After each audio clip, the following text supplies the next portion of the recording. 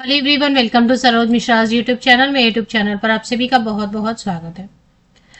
कुछ सेक्शन, कुछ टॉपिक्स जो है कॉमन है सभी पोस्ट के लिए, सभी सब्जेक्ट के लिए पूछे जा रहे हैं, जिनमें से एक है आईसीटी, यानी कि नॉलेज ऑफ आईसीटी का ज्ञान। तो प्रीवियस ईयर का क्वेश्चन पेपर मैंने लिया है ईएमआरएस का, क्योंकि फिलहाल ईएमआरएस का जो है नोटिफिकेशन आया हुआ है। एग्जाम पहले ईएमआरएस के होंगे, उसके बाद जो भी आएंगे ये सारे जो क्वेश्चंस है ना, ये आप अगर केवीएस की भी तैयारी कर रहे हैं, आप एनवीएस के भी एग्जाम आएंगे, DSSB के लिए भी, ईएमआरएस के लिए भी, टीचिंग नॉन टीचिंग सभी के लिए। क्योंकि क्या है, कंप्यूटर का जो भी क्वेश्चन है वो किसी भी पोस्ट के लिए पूछा जा सकता है इस लेवल का। तो पहले मैंने प्रीवियस ईयर का अभी ईएमआरएस का क्वेश्चन पेपर लिया, इसके बाद केवीएस एनवीएस भी आपके लिए सॉल्व कर दूंगी। प्रीवियस ईयर का क्वेश्चन पेपर सॉल्व करने से क्या होता है ना, एग्जैक्टली आपको पता चलता है कि हाँ एब्रिविएशन पे कितने क्वेश्चन हैं, साइबर क्राइम या ऐसे एक्ट पे कितने क्वेश्चन है, एग्जैक्ट आइडिया आपको लग जाता है। तो इससे आपको समझता है कि एक्ट कितना पढ़ना है या फिर शॉर्ट फॉर्म कितने पढ़ने हैं, ये सारी चीजें क्लियर हो जाती है। क्वेश्चन हिंदी में भी रहता है, क्वेश्चन हिंदी इंग्लिश में भी रहता है। तो मैं इंग्लिश और हिंदी दोनों रीड कर दूंगी, आपको जो भी कंफर्टेबल होगा उसके हिसाब से आप स्क्रीनशॉट ले लेना। आपके खुद के कितने मार्क्स बन रहे हैं, आपको पेपर कैसा लग रहा है, और साथ ही साथ अगर मैंने एक्सप्लेन किया तो आपको कुछ उसमें चेंज चाहिए या अच्छा लग रहा है, तो वो आप अपने जो फीडबैक है वो कमेंट सेक्शन में लिखेंगे, तो मैं थोड़ा और इम्प्रूव कर सकती हूँ।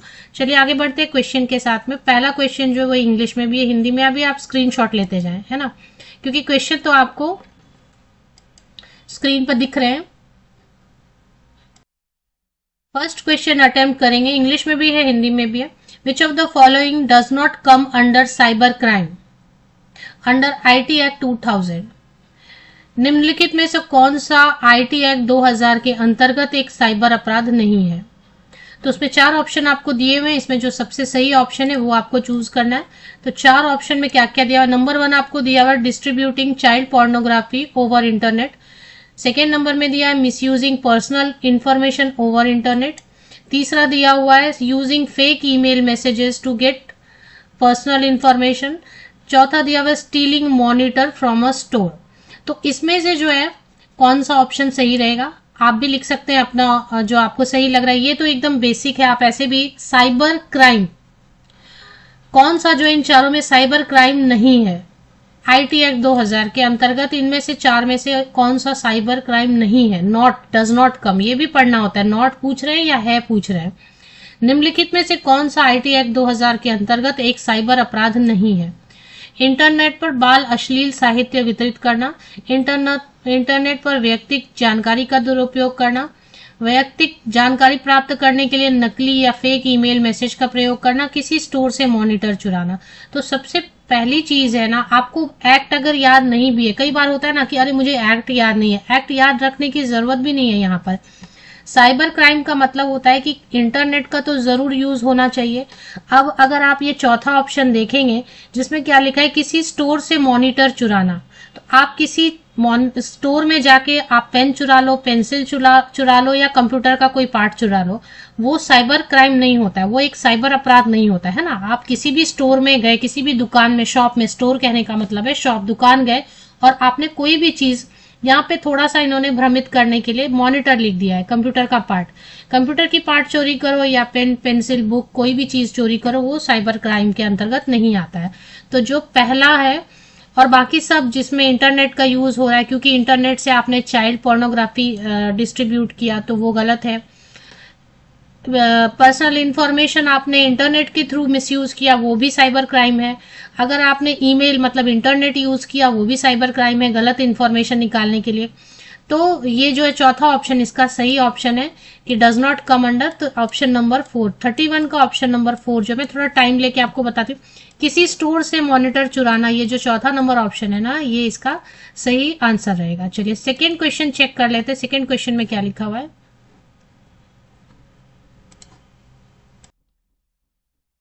क्वेश्चन नंबर 32 में लिखा हुआ है, ये ईएमआरएस का प्रीवियस ईयर क्वेश्चन पेपर है, मैंने कुछ इसको एडिट नहीं किया है, जैसा मुझे मिला वैसा।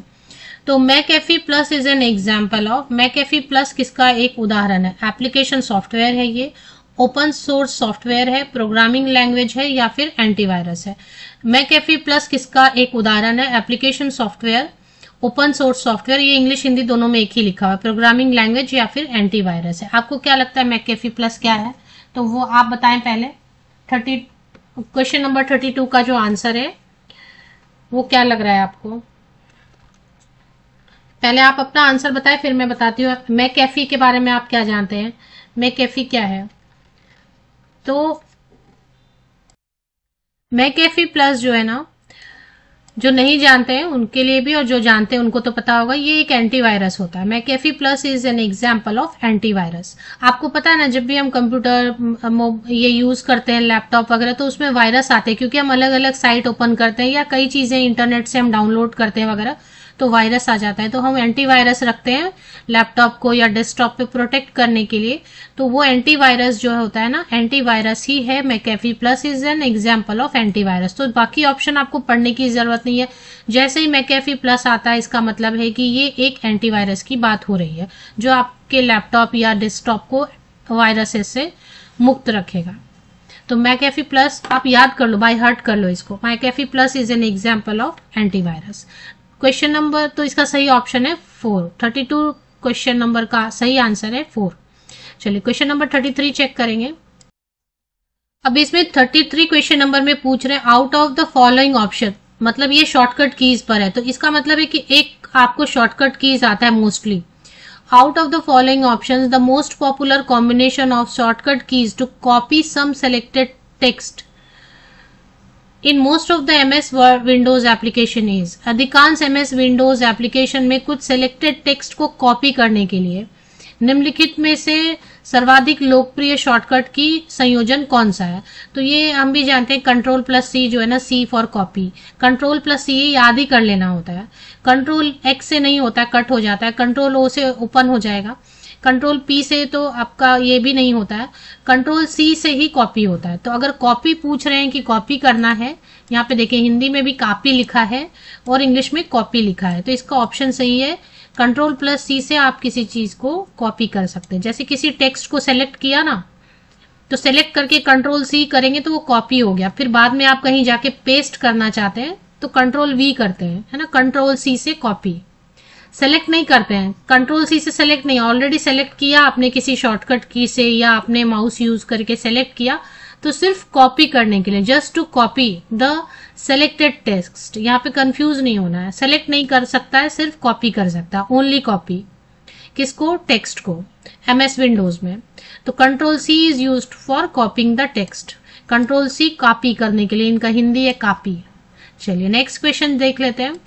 तो question number 33 correct option is 4। 34 देखेंगे विच ऑफ द फॉलोइंग। देखिए ये सब जो मैंने ऐसा रेड वगैरह किया हुआ ना, मतलब कलर किया ना, इसलिए क्योंकि मैंने कहीं से डाउनलोड किया क्वेश्चन पेपर, तो वहां जिससे डाउनलोड किया ना उधर कुछ नंबर्स वगैरह डिस्प्ले किए हुए हैं, तो इसलिए मैं उनको हाइड कर रही हूँ क्योंकि वो नंबर मेरे तो नहीं है। Which of the following software you preferred most to design an animated multimedia presentation on the topic benefits of ये तो सॉरी दूसरा कुछ क्वेश्चन ओपन हो गया।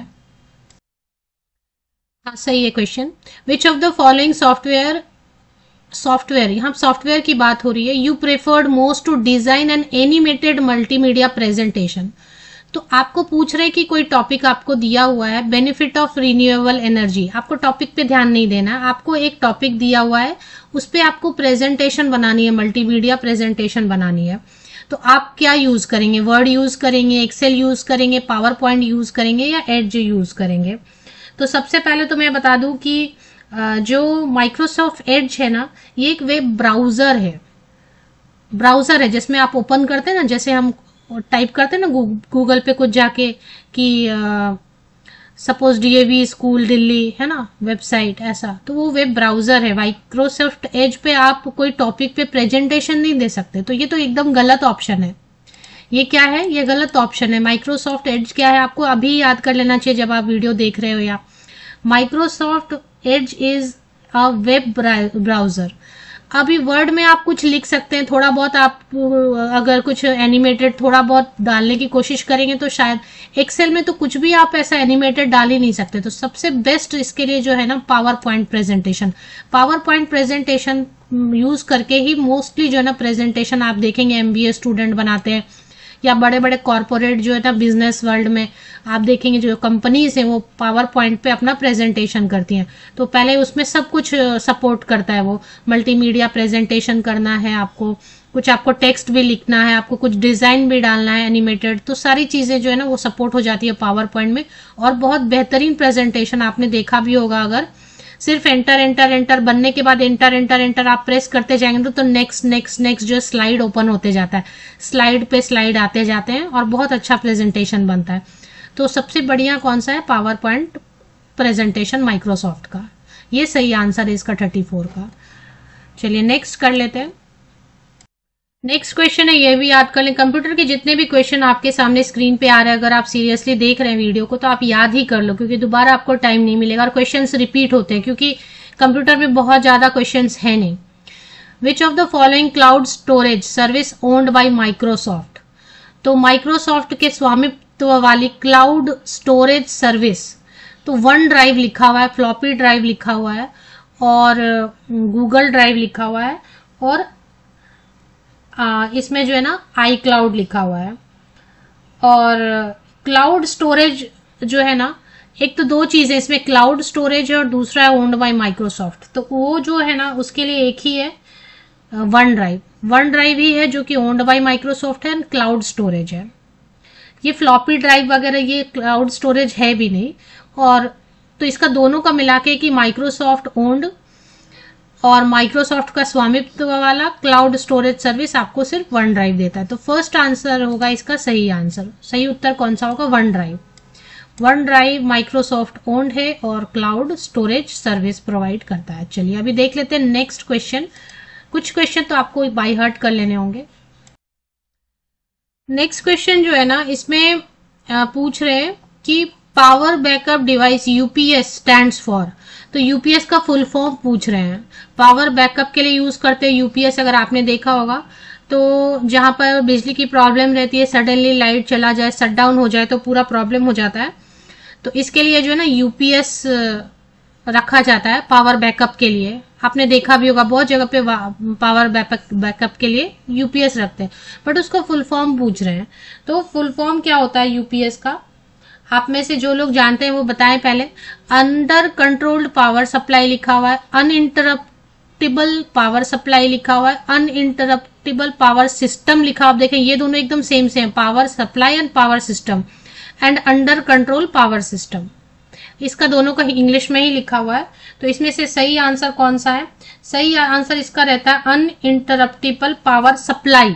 सप्लाई करता है ये, है ना, पावर सप्लाई करता है यूपीएस। अब आपको सिस्टम और सप्लाई में याद रखना होगा कि अनइंटरप्टिबल मतलब बिना रुके पावर सप्लाई करता है। यूपीएस का फुल फॉर्म है uninterruptible power supply, not system, system नहीं, अनइंटरप्टिबल पावर सप्लाई, है ना, ये इसका फुल फॉर्म है। तो आंसर 2 जो है 36 का, तो फुल फॉर्म पे आपने अभी देखा शॉर्टकट पे एक क्वेश्चन था, फुल फॉर्म पे एक क्वेश्चन था। फुल फॉर्म के लिए अगर आप बोलेंगे तो मैं वीडियो भी ले आऊंगी फुल फॉर्म एंड शॉर्टकट के लिए, एक पूरा फुल डेडिकेटेड वीडियो जिसमें फुल फॉर्म्स रहेंगे 50-60 और एक डेडिकेटेड वीडियो जिसमें कि सारे जो है ना शॉर्टकट कीज रहेंगे, अगर आप में से बहुत सारे कैंडिडेट कमेंट करते हैं। चलिए नेक्स्ट क्वेश्चन है, कोई ऐसा ग्रुप है जिसमें कैंडिडेट तैयारी करें तो उस ग्रुप में शेयर कर दें, सो दैट थोड़े व्यूज रीजनेबल व्यूज रहते हैं तो वीडियो बनाने में भी अच्छा लगता है। नेक्स्ट क्वेश्चन करेंगे 37। तो 37 में लिख रहे हैं आप इसका आंसर, ये पीजीटी हिंदी का मैंने आईसीटी का क्वेश्चन लिया, ये एमआरएस 2023 पीजीटी हिंदी का है, बट आईसीटी के क्वेश्चंस जो है ना रिपीट होते हैं कहीं पे भी, यही क्वेश्चन आपको सेम शायद केवीएस में मिल जाए। तो ये जो क्वेश्चन नंबर 37 है ना, आई थिंक ये आप खुद बता सकते हैं, आप में से बहुत लोग इसको खुद बता सकते हैं बिना किसी हेल्प के। तो आप में से जितने लोगों को आ रहा है ना खुद आंसर, पहले आप आंसर कर लो, उसके बाद फिर मैं जो है ना मैं बताती हूँ answer. Which of the following is not a source of the virus entering your system. तो आपका जब भी आप सिस्टम यूज करते हो, लैपटॉप डेस्कटॉप जो भी, उसमें वायरस आ सकता है। तो वायरस आने का सोर्स होगा, कुछ ना कुछ सोर्स होगा। तो वो पूछ रहे हैं कि किससे नहीं आ सकता, ये हमेशा ध्यान देना होता है क्वेश्चन में। हम हड़बड़ी में ये नहीं पढ़ते हैं कि सोर्स पूछ रहे हैं या नॉट अ सोर्स पूछ रहे हैं। तो ये नॉट अ सोर्स, ये बोल रहे हैं कि सोर्स नहीं है, मतलब इनमें से 4 में से कौन सा ऐसा है जिससे वायरस नहीं आ सकता है, वायरस आने का स्रोत नहीं है पूछ रहे हैं। हड़बड़ी में ना है या नहीं है ये पढ़ना हम भूलते हैं। तो नहीं पूछ रहे हैं कि नहीं आ सकता है वायरस। हार्ड डिस्क से, पेन ड्राइव से, प्रिंट आउट से या ईमेल अटैचमेंट से। आप अपना आंसर बताओ क्योंकि बहुत आसान है। Hard disk, pen drive, print out, email. देखिए हार्ड डिस्क, आप कुछ भी हार्ड डिस्क वगैरह लगाओगे तो उसमें वायरस हो सकता है। पेन ड्राइव में बिल्कुल वायरस हो सकता है। प्रिंट आउट में प्रिंट मारेंगे, प्रिंट बाहर आ जाएगा, उसमें क्या वायरस आने वाला। आपके पास कुछ ऑलरेडी बना हुआ है आपके डेस्कटॉप पे या लैपटॉप में, आपने उसको बस प्रिंट ऑप्शन दे दिया और वो प्रिंट आ गया, उससे क्या वायरस आएगा। जब तक कोई चीज एंटर नहीं कर रहा आपके सिस्टम में, जैसे हार्ड डिस्क या पेन ड्राइव आप इंसर्ट करते हो उसमें, या ईमेल जो है ना, ईमेल का कोई अटैचमेंट होता है, उसमें वायरस बहुत ज्यादा होते हैं। कई बार आपको ईमेल पे आता भी है लिख के कि वायरस हो सकता है, इसको ओपन मत करो, डेंजरस है ना, स्पैम है। तो ईमेल से तो बहुत आता है, हार्ड डिस्क से भी आ सकता है, पेन ड्राइव से भी आ सकता है। प्रिंट आउट क्या, प्रिंट मारा, आपके ऑलरेडी बना हुआ है कोई पेज, आपका बायोडेटा बना हुआ और आपने बस प्रिंट मारा, उसमें वायरस आने का कोई भी चांस नहीं है। तो 37 का करेक्ट आंसर होगा 3। आप में से कितने लोगों ने सही आंसर दिया हुआ है वो मैं चेक कर लूंगी एंड में। तो 37 हो गया आंसर नंबर 3, प्रिंट आउट। इससे वायरस नहीं आ सकता है। अभी जो है नेक्स्ट क्वेश्चन है 38, that which of the following is an example of. अभी यहाँ पे नॉट लिखा है या इज एन एग्जाम्पल। नॉट लिखा है, ये हमेशा देखना होता है क्योंकि हम हड़बड़ में वही नहीं देखते हैं। विच of the following is an example of N operating system. Operating system का एक उदाहरण है। अभी जस्ट मैंने इसके एक दो पहले आपको बताया कि जो एड्ज जो होता है वो ऑपरेटिंग सिस्टम होता है, और वर्ड कोई ऑपरेटिंग सिस्टम नहीं होता। इस पे तो आप टाइप करते हैं, कुछ लिखते हैं। विंडो जो है वो भी ऑपरेटिंग सिस्टम, बिंज जो है, तो इसमें आई एम सॉरी मैंने आपको जो बोला ना कि एड्ज, मैंने अभी जस्ट बताया था कि ये वेब ब्राउजर है, वेब ब्राउजर है, सॉरी ये नहीं है, ये वेब ब्राउजर है, तो ये ऑपरेटिंग सिस्टम नहीं है। वर्ड जो है वो टेक्स्ट एप्लीकेशन है, आप इस पे टेक्स्ट लिखते हैं ना, ये टेक्स्ट एप्लीकेशन है। आई एम वेरी सॉरी, जो मैंने हड़बड़ में बताया ना कि एड्ज जो है वो वेब ब्राउजर है, वेब ब्राउजर है। अभी 2-3 क्वेश्चन पहले ही हमने किया था ना, edge is an example of web browser. Word जो है, वर्ड इज टेक्स्ट एप्लीकेशन, आप टेक्स्ट लिखते हैं ना। विंडोज जो है वो है ऑपरेटिंग सिस्टम, ओएस भी लिख देती हूं मैं इसको शॉर्ट में। और ये जो बिंग लिखा हुआ है इज माइक्रोसॉफ्ट सर्च इंजिन है। ये क्या है, ये सर्च इंजिन है ना। इसको क्यों यूज करते हैं, ये सर्च इंजिन है। तो ऐसे भी आप याद कर सकते हैं। अगर आपको बाय हार्ट करना है तो एड्ज जो लिखा है या एज लिखा है यहाँ पे हिंदी में, वो एक वेब ब्राउजर है, वेब ब्राउजर है। वर्ड जो है वो एक टेक्स्ट एप्लीकेशन है, क्योंकि कभी आपको क्वेश्चन ऐसे लिख सकते हैं कि इसमें से कौन सा टेक्स्ट एप्लीकेशन है, तो word is an example of text application. Window is an example of OS या operating system, and Bing is an example of Microsoft search engine, Microsoft search engine. तो चलिए अभी नेक्स्ट क्वेश्चन करेंगे। तो इसका सही ऑप्शन है 38 का 3, Windows is an operating system. वैसे भी आप जानते होंगे कि विंडो जो है वो ऑपरेटिंग सिस्टम है, एक ऑपरेटिंग सिस्टम तो चाहिए काम करने के लिए, तो Windows is an operating system. इसमें वैन, पैन, लैन और मैन थोड़ा सा समझना होगा, क्योंकि वैन, पैन, लैन, मैन पे क्वेश्चन है। Which type of network we create when we connect to smartphones to transfer some photos through Bluetooth. आप में से बहुत लोगों ने ब्लूटूथ का ऑप्शन देखा होगा मोबाइल में, तो ब्लूटूथ ऑन करके 2 स्मार्टफोन से फोटोज या ऐसे कुछ ट्रांसफर कर लेते हैं, ब्लूटूथ ऑन करते हैं, है ना। जब हम ब्लूटूथ के माध्यम से कुछ फोटो भेजने के लिए 2 स्मार्टफोन को आपस में कनेक्ट करते हैं, तो किस प्रकार के नेटवर्क को बनाते हैं, तो कौन सा नेटवर्क यूज करते हैं। वैन जो होता है वाइड एरिया नेटवर्क, वाइड, वैन को आप लिखते हैं वाइड एरिया, ए से एरिया, और नेटवर्क तो है यहाँ पे वर्ड है ना, तो वाइड एरिया होता है वैन। तो वैन वाइड एरिया नेटवर्क होता है, जो कि बहुत बड़े बड़े, इसके लिए वाइड ज्योग्राफिकल एरियाज को कनेक्ट करता है। तो वाइड तो कर ही नहीं रहे, 2 स्मार्टफोन आसपास रखे होंगे, ब्लूटूथ की बहुत ज्यादा रेंज नहीं होती है। दूसरा है पैन, पैन का होता है personal area network, personal area, N से नेटवर्क है वो मैं नहीं लिख रही हूँ, बाकी ये पर्सनल एरिया नेटवर्क। तो आप नाम से भी समझ रहे होंगे कि पर्सनल, एक मोबाइल से दूसरे मोबाइल में पर्सनल एरिया नेटवर्क, ठीक है। तो पैन ही यूज होता है, लेकिन मैं फिर भी लैन आपको बता देती हूँ और मैन भी आपको। लैन होता है लोकल एरिया नेटवर्क। तो लोकल एरिया नेटवर्क में जैसे कि थोड़ा सा जो है ना कंप्यूटर्स रखे हुए हैं तो उनको कनेक्ट कर दिया, होता है ना एक ऑफिस के अंदर में कुछ कंप्यूटर्स रखे हुए हैं, लैपटॉप्स रखे हुए हैं, तो उनको आपस में कनेक्ट कर दिया, तो लैन हो गया। और मैन क्या होता है, metropolitan area network, full form भी हो जाएगा, लैन से हो गया local area network, local area network LAN. इसमें आपका जो है ऑफिस के अंदर, किसी कैंपस के अंदर लैन यूज होता है, जहां पे जैसे कि वाईफाई वगैरह से आप कनेक्शन कर रहे हैं, एक वाईफाई आपने लगा दिया और अब उससे पूरा जो है ना आप एक ऑफिस में एक कंप्यूटर के पूरे सेट को कनेक्ट कर दिया। मैन हो गया मेट्रोपॉलिटन एरिया नेटवर्क। तो मेट्रोपॉलिटन एरिया नेटवर्क में क्या होता है कि ये बहुत सारे लैन को कनेक्ट कर देता है, बहुत सारे लैन को जो है ना क्लस्टर है, अलग अलग ऑफिस है, उनको कनेक्ट कर देता है मैन। तो अलग अलग ऑफिस, तो सबसे बड़ा जो एरिया कवर करता है वो वैन होता है। मैन कई सारे ऑफिसेज हैं जो लैन से कनेक्टेड है, तो उनको मैन कनेक्ट कर देता है फिर।